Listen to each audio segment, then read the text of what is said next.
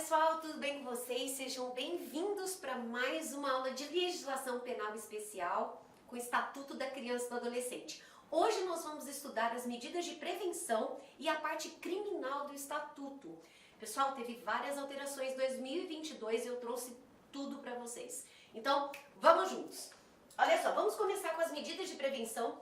Nós já falamos nos encontros anteriores da parte dos direitos fundamentais, dos princípios que regem o Estatuto, da parte de adoção, da parte civil que a gente chama do Estatuto da Criança e do Adolescente. Falamos do Conselho Tutelar e as alterações que tiveram, fizemos exercícios e agora nós vamos continuar então para concluir esse conteúdo super atualizado para você.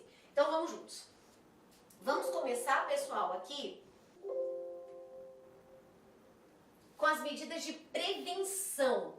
As medidas de prevenção são vários dispositivos que traz o artigo 70, 70A e agora o artigo 70B também, que teve uma alteração em 2022, com várias medidas para prevenir a violência, por exemplo. Então, houve um destaque muito importante agora em 2022, prevenção de violência doméstica contra criança e adolescente. Mas por que isso aconteceu? Nós tivemos um aumento expressivo durante a pandemia, principalmente, de violência praticada contra criança e adolescente e violação de seus direitos. Aí o Poder Legislativo, por meio de lei, alterou o Estatuto para que algumas medidas fossem adotadas junto ao Conselho Tutelar, a Polícia Civil, o Ministério Público, a Defensoria Pública e o próprio Poder Judiciário e a sociedade como um todo, para prevenir, para ver se com essas medidas possa ocorrer, e a gente vai sentir isso daqui a 1 ano ou 2 anos, uma redução nesse número. Então vamos lá, vamos ver quais são essas medidas. As campanhas educativas, eu já mencionei um pouco sobre isso nos encontros anteriores. Essa sensibilização é muito importante, olhar para a criança e para o adolescente como indivíduos de direito, né? Como todo cidadão maior de 18 anos, dignidade da pessoa humana, liberdade, a não educação por meio de castigo corpóreo, né? Esse é um dos índices, assim, um dos fatores que mais ocorre violação no direito da criança, é ainda ter aquela ideia arcaica de que para educar a criança precisa bater, precisa torturar, né, precisa humilhar, ridicularizar, que nós já vimos lá atrás. Então essas campanhas educativas, elas vêm justamente com uma proposta e um estímulo de uma outra forma de educação e também de cuidado com a criança e o adolescente. Então nós temos aqui a integração dos órgãos de defesa, né? Então tem o complexo, por exemplo, aqui em Mato Grosso tem um complexo e outros estados também tem esse mesmo modelo. Tem um complexo que já tem ali a Delegacia de Proteção à Criança, a Delegacia do Adolescente Infrator, o Ministério Público, Defensoria Pública e Poder Judiciário no mesmo complexo, para facilitar o intercâmbio das informações e agilizar o máximo possível os procedimentos relativos ao Estatuto da Criança e do Adolescente. A capacitação de profissionais na prevenção é fundamental, a equipe multidisciplinar, assistentes sociais, psicólogos, né, agentes do socioeducativo, a capacitação de todos esses profissionais que atuam, né, na elaboração de relatórios, para encaminhar ao Ministério Público e ao juiz, ou até também, como eu disse, no socioeducativo, onde ficam os adolescentes infratores, para a preservação de seus direitos, para que a lei seja cumprida, tá? Nós temos aqui também, diagnóstico e enfrentamentos da forma de violência contra a criança, por isso a capacitação, incentivo às práticas de resolução pacífica de conflitos. É uma novidade muito importante porque essa política ela veio também para auxiliar a justiça. Então nós temos algumas experiências, por exemplo, de círculos restaurativos, constelação familiar, a mediação, que são métodos adequados que auxiliam na resolução de conflitos. Mas vamos exemplificar como que isso vai acontecer, né? Então, na mediação, por exemplo, tem um profissional que é capacitado em técnicas de comunicação. E o que esse profissional ele vai fazer? Vamos supor que a questão seja uma evasão escolar, né? E aí o responsável, o pai e a mãe, é chamado na Justiça da Infância. Aí o mediador vai atuar, né, para entender o contexto. Por que esse adolescente está deixando de ir à escola? Qual que é o contexto familiar que ele está inserido? Ele é vítima de violência? Não é vítima de violência? Chama o pai, chama a mãe. Porque lembra, gente, que nós estudamos lá atrás que é obrigatório a matrícula da criança e do adolescente em escola e acompanhar a frequência. Se os pais não fazem isso, os responsáveis não fazem isso, isso caracteriza abandono intelectual, né? É uma violação ao direito fundamental da criança e do adolescente. E isso pode ensejar uma ação contra o pai e a mãe ou o responsável, uma ação judicial. Então, como que o método vai auxiliar? De repente, numa sessão de mediação, o mediador vai auxiliando ali na comunicação entre o responsável e o adolescente, entre o pai e a mãe e o adolescente, para que haja uma compreensão, o porquê que isso está acontecendo e juntos eles construam uma solução para aquele problema sem precisar do processo. Então, os meios de resolução pacífica de conflitos, eles auxiliam na resolução dessas questões que podem surgir, como eu dei o exemplo da evasão escolar, mas pode ser outra. Pode ser uma questão de guarda, pode ser uma questão de tutela, pode ser uma questão de adoção, né? E aí, esses profissionais capacitados, eles vão auxiliar sem que haja necessidade de processo. É um método eficiente, é célere e o próprio Poder Judiciário estimula essa forma de resolução. Tá, pessoal? Só para dar um exemplo aí. Promoção de espaços setoriais também é uma outra forma de prevenção, né? Que são aqueles espaços em que você pode também fazer aquelas discussões, aquele intercâmbio de informações para encontrar alternativas, soluções, né? Para que ocorra menos violência e menos violação ao direito da criança e do adolescente. Olha aí as novidades de 2022. Gente, a novidade de 2022, eu quero trazer para vocês aqui é o seguinte. Vou resumir, porque o material está super completo para vocês, que aqui no LAC a gente trabalha sempre com material mais atualizado possível, para que você não encontre nenhuma surpresa na tua prova, para que você acerte todas as questões e passe no concurso que você tanto deseja. Então, olha só. Em 2022, nós tivemos uma alteração no Estatuto. E essa alteração, o que ela visa? Ela visa aqui prevenir, né? E ela visa também combater a violência doméstica. Essa aqui é a novidade, olha. A violência doméstica praticada contra criança e adolescente. Então, o que acontece? Eles pegaram a Lei Maria da Penha, algumas disposições da Lei Maria da Penha, que trata da violência doméstica contra a mulher, e inseriram alguns dispositivos bastante semelhantes à Lei Maria da Penha no Estatuto da Criança e do Adolescente. Mas por que isso aconteceu? Porque o Fórum Brasileiro de Segurança Pública, que o último relatório tem um 2021, mas o de 2020, durante a pandemia, ele mostra, e já vem alguns anos nesse sentido, que quem mais comete, quem mais viola o direito da criança e do adolescente é quem deveria protegê-los, né? Então, é o pai, é a mãe, é um conhecido, é sempre um conhecido. Inclusive, os abusos sexuais, né? Estupros, acabam acontecendo com uma pessoa do convívio da criança e do adolescente. Então, como houve um aumento durante a pandemia, eles então entenderam por elaborar essa lei e alterar o Estatuto da Criança com dispositivos específicos para prevenir e combater a violência doméstica. Por quê? Porque o perfil do abusador é de uma pessoa de dentro de casa. Ou é o pai ou a mãe, ou é o responsável, padrasto, madrasta, né? Ou é um tio, um avô, mas é alguém do convívio da criança. Então, esses dispositivos, o que trouxe? O que essa lei trouxe de novidade, né? Inspirada na Lei Maria da Penha. Eu acho muito interessante porque, olha só, no caso de violência doméstica praticada contra criança e adolescente, não cabe, olha que interessante, não cabe as disposições, olha que interessante, isso aqui está lá na Lei Maria da Penha, mas veio para cá, não cabe as disposições da Lei 9.099 de 95. 9.099 de 95. Não cabe as disposições, então, do juizado especial, não cabe transação penal, né? Não cabe pagamento de cesta básica, não cabe pagamento de cesta básica como pena.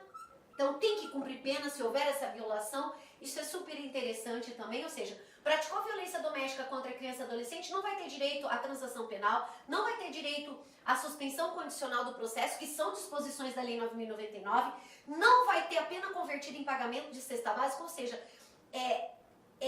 endureceu, né? Mais ainda esse combate a crime de violência doméstica contra criança e adolescente para que o agressor realmente cumpra a pena. Um detalhe importante também é a possibilidade, já tinha, o ECA ele já previa a medida cautelar, mas ela veio agora com uma outra roupagem semelhante à medida protetiva da Lei Maria da Penha. Então, tem a medida cautelar, olha que interessante também, a medida cautelar de afastamento do agressor, né? Olha que interessante, afastamento do agressor e olha só, esse afastamento pode ser interessante aqui pra gente analisar, que esse afastamento, como a gente viu no encontro anterior, pode ocorrer pelo conselho tutelar, ele comunica ao juiz e o juiz analisa se deve ou não, para que a criança seja retirada da situação de risco. Por que isso, pessoal? Porque muitas vezes, até que consegue falar com o juiz, até a criança ou o adolescente está numa situação de vulnerabilidade, até que consegue falar com o juiz, até que consegue, essa ordem judicial muitas vezes pode ser tarde demais e pode ser fatal, inclusive.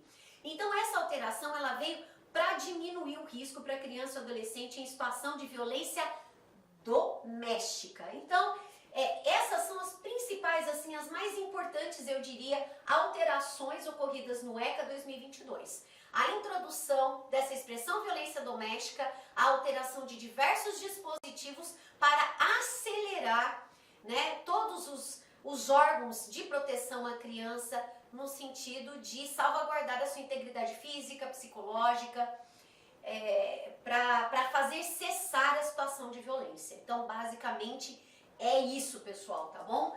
Aí, olha só, vamos dar uma olhadinha aqui como é que ficou então essas disposições. É claro que eu não vou deixá-los aí cansados, né? E lendo todo o slide, o importante é que o material, como eu disse, ele tá bem atualizado para vocês, mas eu vou pincelando aqui aquilo que você deve gravar para que você acerte a questão na hora da prova. Então, olha as novidades, ó, promoção de estudo e pesquisa e estatísticas, né? Consequências das formas de violência contra a criança e sistematizar esses dados, qual que é o perfil, qual que é o contexto de violência que a criança está inserida, por que isso está acontecendo, né? E a partir então dessas estatísticas, qual a providência necessária para fazer cessar a situação de violência, respeito à dignidade da pessoa humana, e isso eu já mencionei, promoção de campanhas educativas também, já falei para vocês, convênios, instrumentos e promoção de parceria entre órgãos governamentais e outras entidades não governamentais de proteção à criança. Essa parceria público-privada ela é importante porque ela aumenta também a sociedade, as pessoas envolvidas nessa proteção. Então não conta apenas com o Estado. E isso pode ser de grande valia no sentido de contribuição na redução de violência doméstica contra a criança e o adolescente. Esses convênios, principalmente para erradicar a educação por meio de tratamento, por meio de violência física, né? Olha lá, ó, tratamento cruel, degradante, formas violentas de educação, correção e disciplina. Pessoal, eu vou falar uma coisa para vocês.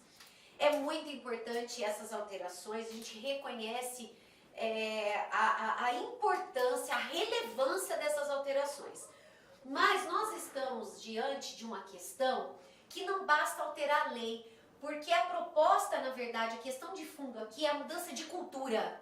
Tem que mudar a cultura. Por quê? Nós viemos de uma geração em que o castigo físico era a forma de educar os filhos.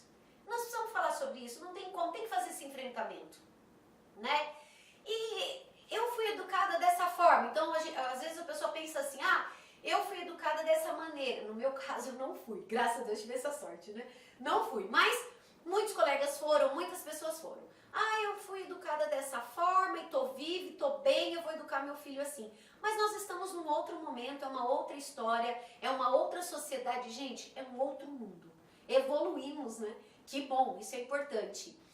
E isso exige, quando a gente se depara com essa questão, exige o que a gente chama da virada de chave, da mudança de cultura. Nossa, mas eu aprendi que educar filho é assim, como que eu vou educar de outra forma? Então, essas parcerias, esses órgãos, eles vão auxiliar nessa questão, né? Mostrar por meio do diálogo, por meio da compreensão, por meio da imposição de limites, por meio do falar o não, né? Por meio do respeito à integridade física, que você pode educar os seus filhos para que sejam pessoas de bem, sem a necessidade do castigo. Então, isso demanda um tempo, né? Mas a lei, ela vem para estimular que esse processo ocorra o mais rápido possível, que as pessoas se conscientizem que aquilo que serviu lá atrás já não serve mais e caracteriza crime, tá? Então, isso é importante falar sobre isso. Então, olha só, aí nós temos, pessoal, a capacitação das polícias, né? Lá, Polícia Militar, a Guarda Municipal, Corpo de Bombeiros. Olha, é super importante esse aspecto aqui, ó. Profissionais de escola, Conselho Tutelar, profissionais que atuam na área de combate à prevenção à violência contra a criança também, para que identifique, ou seja, se sabe, parecido com a Lei Maria da Penha, lembra que tinha aquele ditado, em briga de marido e mulher, ninguém mete a colher, e hoje a gente tem as campanhas que falam exatamente o contrário. Mete a colher sim, denuncia sim e ajuda sim a combater a violência contra a mulher. A proposta da lei é que agora a gente una forças também, todos nós, para o combate à violência contra a criança e adolescente. Então, se tem um vizinho, se conhece uma pessoa, que denuncie. E esses profissionais que não minimizem a situação de violência, mas que reconheçam rapidamente que aquela criança e o adolescente está inserido nesse contexto e que possa agir o mais rapidamente para fazer cessar a violência. Por isso a importância, como aconteceu com a Lei Maria da Penha, né? Não minimizar a situação de violência, né? Não imputar a culpa à mulher, não imputar a culpa à criança ou adolescente pela violência, mas ter aquele olhar de que eles são vítimas de violação de seus direitos e a partir daí tomar as providências necessárias para fazer cessar a situação de violência. Eu sempre trago um exemplo, é um choque de realidade, eu diria, no seguinte sentido. Olha, vamos pensar. Nós temos leis que nos protegem de graves violações. Por exemplo, tem o artigo 129 que fala da lesão corporal leve, grave e gravíssima. Ou seja, se alguém te der um tapa, se alguém te der um murro, se alguém puxar teu cabelo, se alguém te der um chute, essa pessoa está cometendo crime e você tem a lei que te protege e você vai usar a lei a seu favor. Né? Se você está num ambiente de trabalho e o teu chefe te ridiculariza, ele te humilha, ele te coloca numa situação vexatória, você tem a legislação trabalhista que vai te proteger desse assédio moral e dessa violação aos seus direitos. Né? Se você é mulher, você tem vários dispositivos e mecanismos de fazer cessar a violência, incluindo a Lei Maria da Penha. Mas quando nós pensamos na criança e no adolescente, é como se nós validássemos esse tipo de comportamento. Porque a criança e adolescente, quer dizer, eles merecem menos respeito que você. Você não pode ser violado, né? Você não gosta de apanhar, provavelmente. Se gostar, deve ter algum distúrbio de personalidade. Mas o seu filho você pode bater. Se alguém te humilha no trabalho, você entra com uma reclamação trabalhista e pede dano moral, mas você humilha seu filho. Quer dizer, ele pode, você não. Você é o único agente de direitos. Então, assim, é muito importante nos colocarmos no lugar do outro. Então, eu sempre falo para os meus alunos, e estou falando isso para vocês assim, numa prova em que cai Estatuto da Criança e do Adolescente, se coloque no lugar da criança e do adolescente, porque os seus direitos são os direitos deles também, vai ficar até mais fácil de você encontrar a resposta. Então, se você não gosta de apanhar, se você gosta de ser respeitado, se você gosta de ser bem tratado, se você não gosta de ser ridicularizado, nem humilhado, nem constrangido, muito menos a criança e adolescente. Então, é dar ao outro, é tratar o outro como eu gostaria de ser tratado. É disso que a gente está falando aqui. Ah, mas quando eu era criança, todo mundo... Não, estamos num outro momento agora. Tá? Então, é importante pensar dessa forma, até na hora da prova, porque isso ajuda. Fala, não, se fosse comigo, eu tenho a proteção. A criança também, o adolescente, merece também esse respeito e essa proteção. Aí tem a promoção, né, de programas educacionais para... disseminar os valores éticos, olha lá, o respeito à dignidade. Eu estou batendo muito duro em cima disso. É o respeito à dignidade da criança e do adolescente, tá? Lembra daquele artigo 18, hein? Destaquei ele para vocês. Agora, com essa alteração 2022, ele ganha ainda mais relevância, que trata da liberdade, do direito à dignidade, o direito ao respeito que nós mencionamos, tá? Então, grave esse artigo 18. Currículos, destaque nos currículos escolares de todos os níveis de ensino, de conteúdo, a prevenção e a identificação da violência doméstica e familiar contra a criança e adolescente. É porque também lembra que a gente tem ali a disposição de que a situação de violência deve ser comunicada, né, ao conselho tutelar e pelos agentes de saúde, profissionais da educação, e a partir daí o conselho tutelar toma providência de identificar, né, os fatores e as medidas adequadas que devem ser adotadas para a retirada daquela criança e adolescente da situação de violência. As entidades públicas e privadas que atuam na área de saúde, além daquelas a que se refere o 71, devem contar em seus quadros com pessoas capacitadas.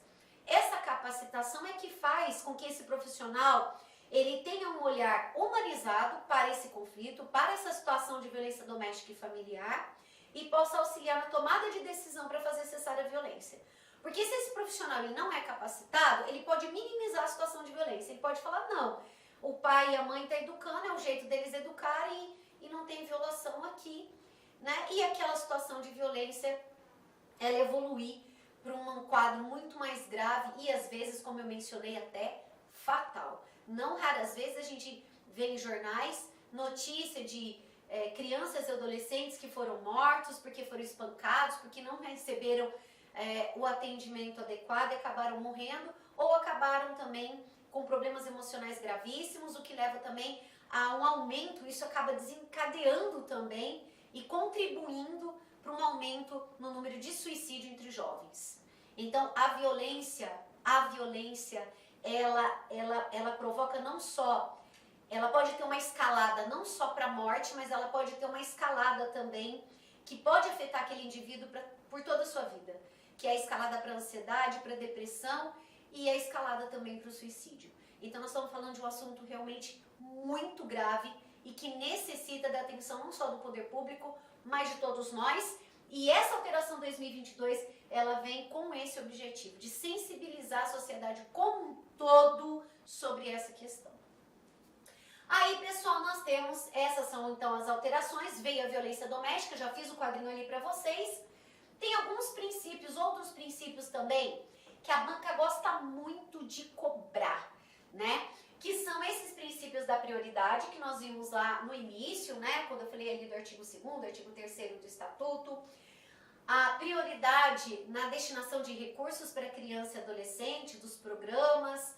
Então, a criança e adolescente tem essa prioridade no atendimento também, né? Médico. Responsabilidade primária e solidária. Essa responsabilidade é de todos. A efetivação dos direitos da criança é responsabilidade da União, Estado e município. Por isso que ela é primária e ela é solidária. Todos são responsáveis de forma igualitária. Interesse superior da criança. Muitas vezes, eu quero exemplificar aqui para vocês. As pessoas, vamos colocar uma situação de disputa de guarda entre o pai e uma avó. Então, pela lei, quando a gente estuda, a gente fala, poxa, na falta da mãe, quem tem o direito à guarda é o pai. Na falta do pai, vamos supor um falecimento, quem tem direito à guarda vai ser a mãe. E aí, nós nos deparamos com uma situação em que a avó está disputando a guarda da criança. A avó com o pai, ou a avó com a mãe. E muitas vezes o juiz acaba que concede a guarda para a avó e não para o pai ou para a mãe. Mas, meu Deus, como pode isso acontecer, né? Mas isso acontece, pessoal, justamente por força desse princípio aqui, interesse superior da criança. Vamos supor que a criança, ela viveu ela conviveu muito mais com a avó do que com o pai. Muito mais com a avó do que com a mãe. Ela está ambientalizada com aquela família já, com a avó. Ela tem a sua rotina, ela se sente protegida. amada. Não é que não gosta do pai, não é que não gosta da mãe, mas ela prefere ficar na companhia da avó. Então, essa situação e esse contexto é levado em consideração na hora do juiz dar a sentença. Para quem ele vai conceder a sentença, com quem, né, ele vai decidir a guarda, que fique com a guarda. Então, ele leva em consideração, né, o contexto da criança, os seus sentimentos, né, a sua rotina, o que vai ser melhor para aquela criança, e a partir daí ele decide a guarda e, logicamente, ali na própria decisão, ele também já vai estabelecer o período de convivência que pode aproximar a criança do pai ou aproximar a criança da mãe. Então é por isso que às vezes a gente vê, mas o pai está disputando com a avó e foi a avó que ficou. Mas a mãe está disputando com a avó e a criança acabou que ficou com a avó. Muitas vezes é porque ele aplicou exatamente esse princípio, né, do interesse superior da criança. O que é melhor para essa criança nesse momento? Morar com um estranho ou continuar morando com aquela pessoa que ela tem afinidade e ir se aproximando aos poucos, né, daquele parente, daquele pai, daquela mãe com quem ela não conviveu muito? Então é isso que a gente está falando aqui. Intervenção precoce, quer dizer, imediatamente diante da situação de perigo, os órgãos devem agir, né, Conselho Tutelar, a própria Justiça da Infância, Ministério Público, Defensoria Pública, para salvaguardar o direito da criança e do adolescente. Aí nós temos a intervenção mínima, né, deve ser exclusivamente pelas autoridades, então já tem a Justiça da Infância, é uma justiça especializada, né, que tem o seu procedimento, né, próprio. Como eu disse, eles atuam ali num complexo que já tem o próprio judiciário, o Ministério Público, a Defensoria, as delegacias. Então, essa intervenção ela deve ser feita por esses profissionais. Proporcionalidade de atualidade, né? Então, as medidas impostas aos pais ou ao adolescente infrator ou à criança também, que são as medidas de prevenção, elas devem ser proporcionais ao ato praticado. Responsabilidade parental. A família deve assumir toda a responsabilidade com a criança e adolescente, lembrando que a colocação em família substituta é a exceção da exceção da exceção, né? Todos os dispositivos do ECA, eles vão funcionar no sentido de estimular que essa criança seja mantida no seu seio familiar, né? Então, é uma responsabilidade parental, prevalência, juntamente com a prevalência da família, que é o que eu mencionei agora, obrigatoriedade da informação. A criança e o adolescente, eles têm o direito da participação nos atos que vão decidir a sua vida. Eles não são, digamos que essa participação não vincula o juiz. Ela não obriga o juiz a decidir do jeito que a criança quer ou o adolescente quer, mas ela auxilia, ela contribui para que o magistrado forme sua convicção e decida da melhor forma possível. Então é levado em consideração, tem um lugar de fala e esse lugar é respeitado pela lei. Oitiva obrigatória e participação da criança, nesse sentido. E aí, pessoal, nós temos também uma mudança de 2019. A parte da prevenção, então, só para fechar esse capítulo, a parte da prevenção, então, vocês perceberam que é um conjunto de ações de proteção aos direitos da criança e do adolescente, com a novidade 2022, né? Que é esse combate essa prevenção e combate mais efetivo à violência doméstica praticada contra criança e adolescente. Agora, nós vamos ver um pouquinho da autorização para viajar. Aí, tem uma questão, que são dados também, as pesquisas mostram, né? Que havia um aumento, ainda ocorre, né? Mas os órgãos e o poder público têm se empenhado em fazer diminuir. Um aumento no número de crianças e adolescentes desaparecidos, principalmente crianças. E aí houve então uma proposta para alterar a idade em que o adolescente pode viajar sozinho. Um pouco mais velho, porque aí tem um pouco mais de discernimento e corre menos risco de ser aliciado ou até mesmo de ser raptado ou acontecer alguma situação em que a família nunca mais veja aquele adolescente, né? Aí o estatuto alterou então a idade para dizer, nenhuma criança ou adolescente menor de 16 pode viajar para fora da comarca sem expressa autorização judicial. Ou está acompanhado do pai ou da mãe, ou vai precisar de autorização judicial, né? Então, 16 anos, isso cai muito, tá, gente? Qual que é a idade, então, permitida para o adolescente viajar sem precisar estar acompanhado, sem precisar de autorização?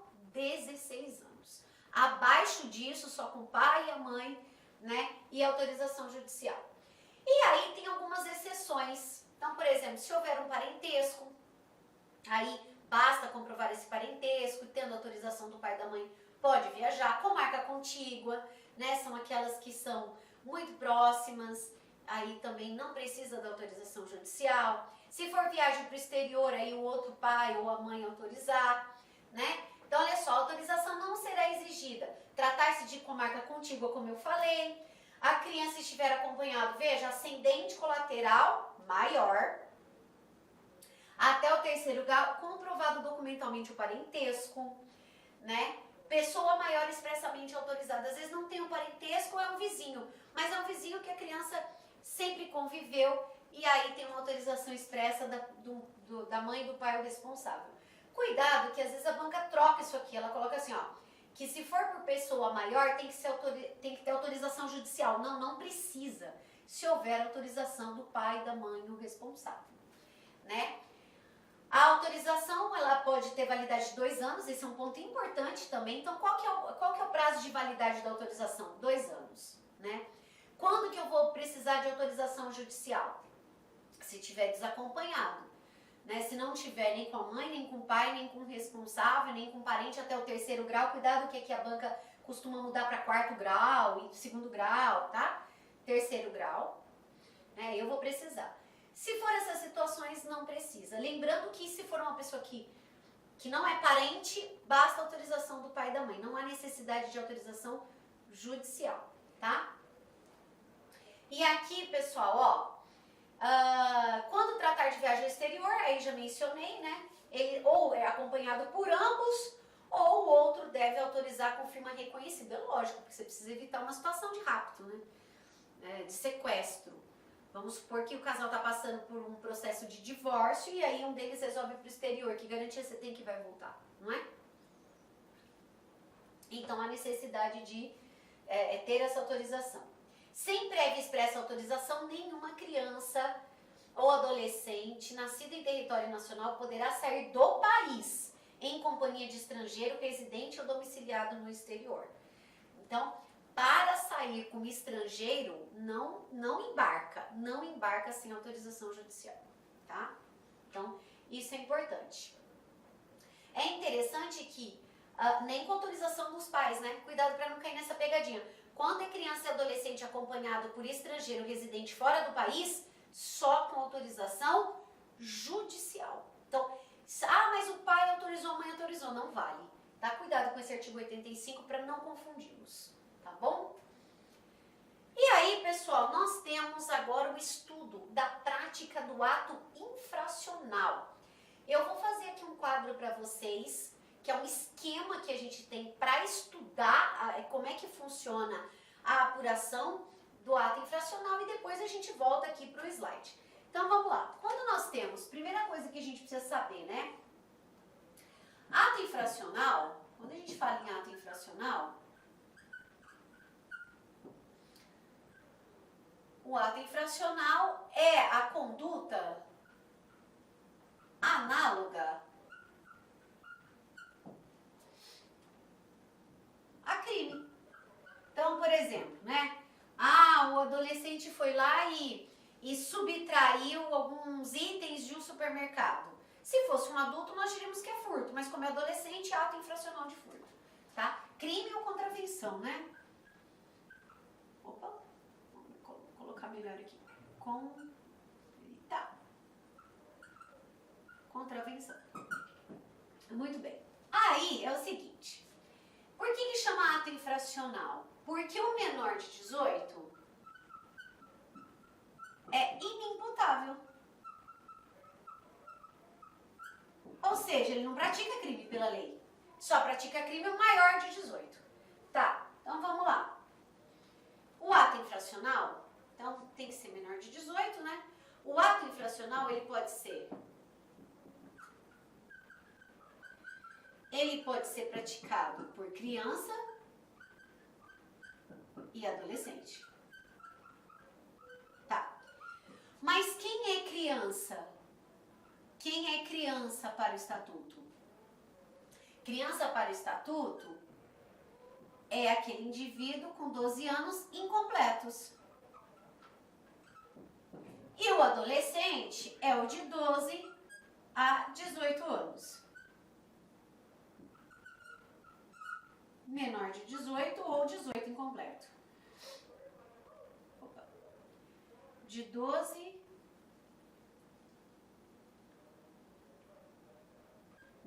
18 anos incompletos. Tá. Muito bem, então eu tô dizendo, se cair na sua prova assim, criança pratica ato infracional? Pratica, criança também. Pode ser que uma criança de 11 anos vá no supermercado e subtrai alguns itens de lá. Ele está praticando um ato infracional. Se for maior de 12, é um adolescente praticando ato infracional. Porém, a lei, respeitando a idade da criança e do adolescente, ela dá um tratamento diferente para um e para outro. Então, olha só, se for a criança que praticar o ato infracional, a criança vai receber medida de proteção. Ué, mas pratica o ato infracional e ainda é protegido? Medida de proteção, né? A criança e adolescente, a criança. Essa medida de proteção não é que está protegendo a criança que subtraiu itens do mercado, mas a medida de proteção, ela vai analisar o porquê uma criança de 11 anos, de 10 anos está praticando esse ato. Ela está passando fome, ela está sendo obrigada pela família, está em situação de violência, ela está sendo explorada, né? E a partir daí tomar as medidas necessárias para que isso não aconteça mais e também, se a criança tiver em situação de risco, retirar ela daquela situação. O adolescente que pratica ato infracional, ele também vai receber uma medida de proteção, porque assim, a responsabilidade é da família, né, e de todos aí de garantir os seus direitos. Se ele está praticando um ato infracional, o que está acontecendo que acabou levando esse adolescente a essa prática? Mas além da medida de proteção, que é essa identificação de fatores, ele vai receber o que nós chamamos, e cai muito em prova, que são as medidas socioeducativas, prevista lá no artigo 112 do ECA. Muito bem. E as medidas socioeducativas que são impostas pelo juiz, ela vai desde uma advertência, que é, né, um ato infracional menos grave, até a internação. E aí ele pode ficar privado de liberdade por até 3 anos. Tá? Então, basicamente, a princípio é isso aqui. Ato infracional é uma conduta análoga a crime ou contravenção, né? Não é chamado de crime porque só pratica crime quem é maior de 18. Quem é menor de 18 é inimputável. Mas se praticar ato infracional, se for criança, pode ser a criança ou adolescente. Se for a criança, vai receber apenas medida de proteção, que é a identificação dos fatores que levaram a criança a praticar o ato, para que o juiz aplique as medidas necessárias. Se for adolescente, medida de proteção e mais a medida socioeducativa, que é um rigor maior aí também para a prevenção de outros atos infracionais. Basicamente isso, pessoal. E aí, vamos aqui para o slide. Olha só, como é que isso vai, como que vai acontecer a aplicação da lei em caso de ato infracional. Então, vamos juntos. Aqui, olha que interessante. O que nós vamos ter aqui? Aqui, ó, as medidas de proteção, que são aquelas que eu mencionei que a criança ou adolescente recebe, são essas. Encaminhamento dos pais ao responsável mediante termo de responsabilidade, orientação e apoio temporário, quer dizer, o que está acontecendo, tá matriculado na escola, tá frequentando a escola, por que não está? A inclusão em programas oficiais, tá passando fome, né? O pai e a mãe estão desempregados, então essa criança está sendo explorada para levar alguma coisa para casa. Aí a inclusão, então, dessa família nos programas sociais do governo. O pai e a mãe é usuário de droga, ou é alcoólatra, né? E aí a criança e o adolescente está inserida naquele contexto, encaminhamento também para tratamento psicológico e também da criança. Inclusão em programa de oficial, né, e comunitário de auxílio e orientação. E a retirada da criança da convivência daquela família, da situação de violência.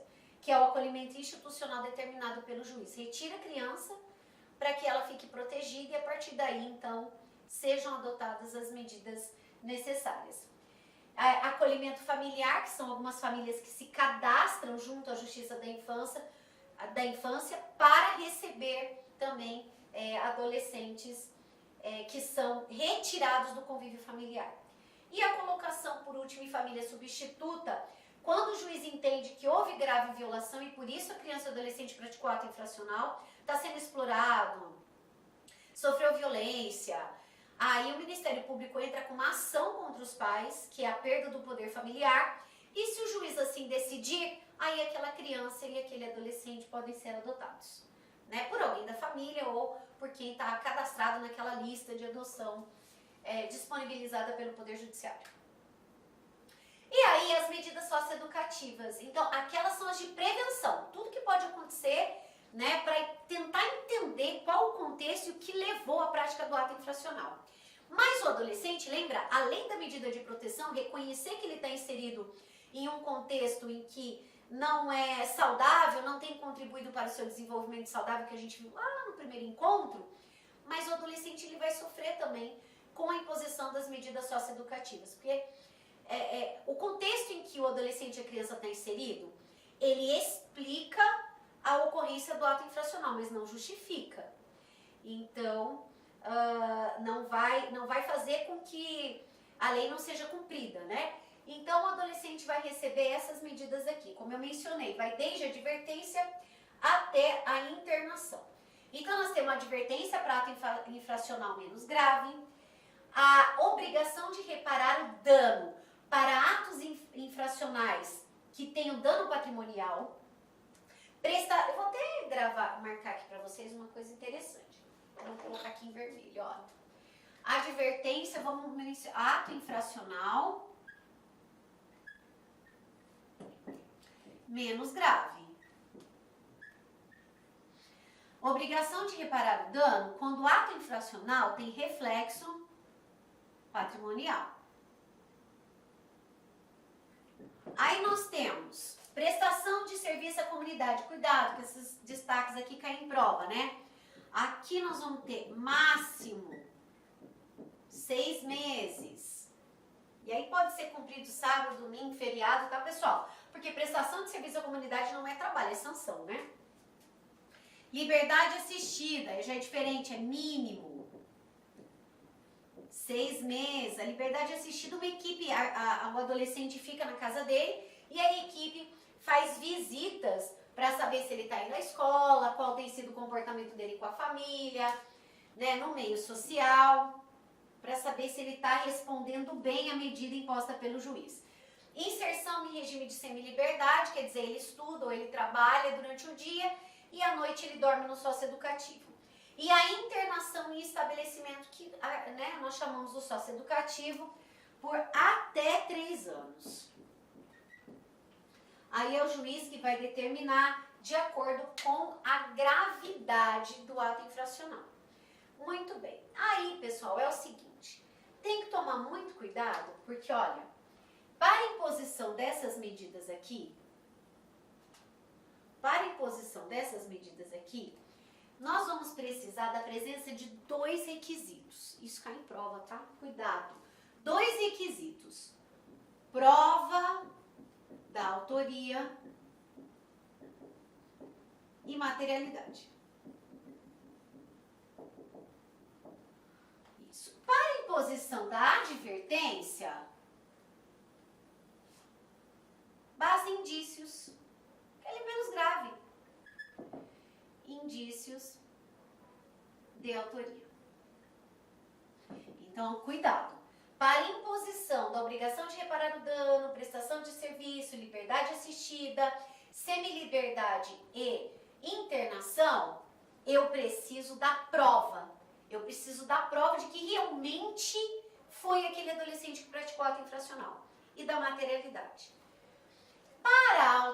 Para a advertência, que é aqueles casos de ato infracional menos grave, basta indícios, né? Elementos que indiquem que foi ele. Não precisa de uma certeza, como a lei exige para... Olá, meus amigos! Eu estou aqui para fazer um convite muito especial para todos aqueles que desejam ser futuros guardas municipais civis do município de Astolfo Dutra, em Minas Gerais.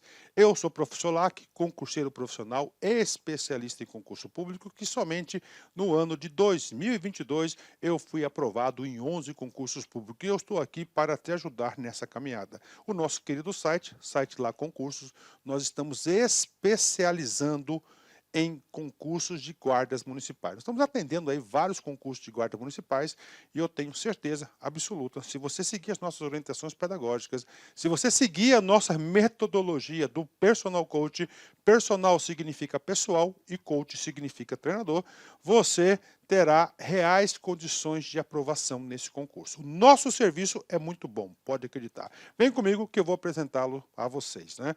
Primeiramente, né, professor, aí ó, Guarda Municipal Civil, né, Astolfo Dutra, Minas Gerais, o nosso curso é 100% online, completo e atualizado, tá certo? O edital publicado, ponto a ponto do edital, tá? Nosso personal coach começa o dia 19/6. Olha só, né, por apenas R$100, é isso mesmo, por apenas R$100, você vai ter acesso a esse nosso grande conteúdo. Informações básicas do concurso, que nesse vídeo você vai ter também uma consultoria, a gente vai analisar os principais pontos do edital. Primeiro, as inscrições serão abertas a partir do dia 31/7, vão até o dia 31/8, a prova ocorrerá apenas no dia 8/10, ou seja, dará tempo de você estudar 100% do nosso conteúdo e aqui está o conhecimento necessário para a sua aprovação. Banca Consulplan. Uma banca Consulplan. Então temos aí o prefeito, né, aí do edital, tá? Não é um concurso apenas para o cargo de guarda municipal, tá? Essa parte básica nossa aqui serve também para os outros cargos, caso você aí tenha interesse, você pode estar estudando. Especificamente para a guarda municipal, nós temos aqui, né, 6 vagas mais cadastro de reserva para o sexo masculino e nós temos aí 2 vagas para o sexo feminino, né? Então, 8 vagas aí mais cadastro de reserva. Vale a pena lembrar que o requisito básico é o nível médio completo, aí mais a CNH, né, carteira de habilitação AB, né, A e B, não AB, né? Requisitos, tranquilo, né? Aí, ó, tá? Requisito tranquilo aí, tá? Nomeação, beleza, né? Requisitos para investidura dos cargos, né? Tranquilo, né? Sem problema nenhum, né? Vem comigo. Como é guarda municipal, nós temos que seguir a 13.022, que é o Estatuto Geral das Guardas Municipais, então lá diz que é nível médio, lá diz que tem que ter TAF, que é o teste de aptidão física, avaliação psicológica e entre outros, né?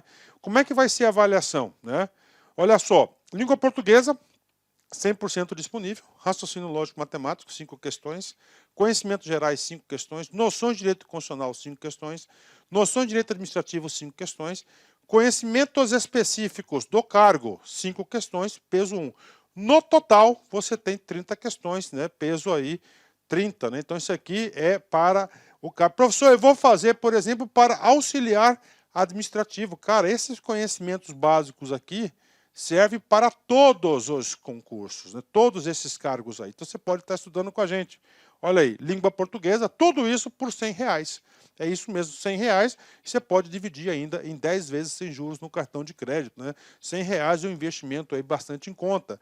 Ó, língua portuguesa, raciocínio lógico e matemático, tá? Nós temos aqui conhecimentos gerais, que é um programa de atualidades, nós temos aqui um programa de atualidades, direito constitucional, bacana, artigo por artigo da Constituição, direito administrativo, tranquilo, né? Porque para você acertar todas as questões aí na sua prova, e nós temos aqui os conhecimentos específicos, é ponto a ponto do edital, só tem uma observação, tá?